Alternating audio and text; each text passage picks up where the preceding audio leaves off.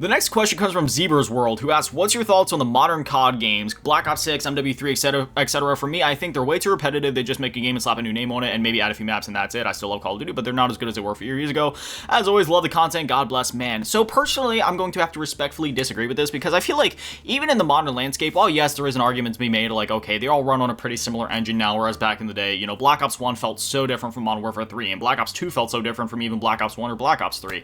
I feel like that's just sort of where we're at in the modern landscape, just due to the fact that Warzone is sort of the grounding factor that has to unify everything, because we saw what happened when they didn't unify the engines, that being the integration of Cold War into Warzone, where it was just an absolute catastrophe. They basically had to make all of the same content, operators, weapons, and such twice. The balancing was all over the place. The animations were really clunky in Warzone, and while Cold War still felt great, you know, I've said this before, Cold War was essentially the last classic Call of Duty that we ever got.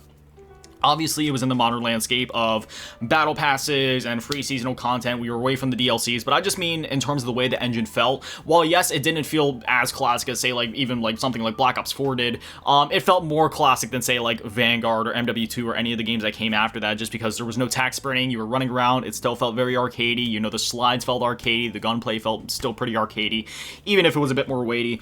But that being said, even though all the current games do run on a unified engine, and in some ways they do feel like when you get on a new Call of Duty, like, yes, you kind of know what to expect now, at least in terms of the mechanics. I feel like each game still brings something so new to the table. Like, you look at all of the campaigns, all of them are completely unique. You look at the multiplayer, they're all completely unique. You look at Black Ops 6 with its zombies offering. That, I mean, it's very unique content all in itself, and when you get down to the individual games, it might be easy in the moment to be like, okay, you know, like, what all's really changing here? But when you look at it, between all the new weapons, all the new maps, all the new operators, all the new content, you have the Omni movement in Black Ops 6, where, you know, MW2 started the trend of kind of just messing with the movement, trying to switch things up, right? They brought back dolphin diving in that game, but the movement was a lot slower. And then MW3 was like, okay, we're just going to take everything from that, refine it, make it a bit faster. The movement was a bit faster. The slides were a bit more snappy. The dives were a bit more snappy.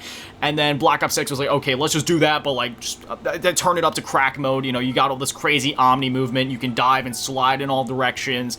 The gunplay in itself just feels really damn smooth this year, and we're assuming Black Ops 7 is going to feel the same way with the Omni movement, and there's been rumors that wall running from like Black Ops 3, Infinite Warfare and such is returning, so if that's going to be the case, then I'm sure there's going to be, like, I don't know if it's necessarily going to be the same as Black Ops 3 where you can almost infinitely wall run, or if it's going to be more of a parkour maneuver where, say, you know, you got your character here and they're just kind of like jump up on the wall for a sec, do a few steps, and then step back down, you know what I mean? But regardless, they're doing so much in each game to refine the movement tech and the overall gunplay and such that I feel like each game still warrants being its own release, especially when you factor in all the content that is now free compared to back in the day where you had to pay over $100 on each individual Call of Duty game, where you would pre-order it or buy it for $60. You'd have to throw down another $50 for the season pass, or if you buy each map pack individually, that's like $15 right there. So that's like $60 in total. So you'd be paying anywhere from like $110 to $120 per year.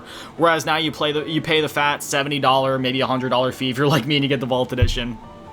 And then you get all the content right there. Sure, there's like optional cosmetics with bundles and battle passes and premium cosmetics and whatnot, and the whole landscape of monetization in COD is a conversation for another day for sure. But when it comes to just like the modern landscape of Call of Duty, my opinions on it, I love Call of Duty just as much now as I did back then. In fact, I'd even go on to say that I love Call of Duty more than ever each subsequent year, just because there's more Call of Duty to embrace and enjoy and play.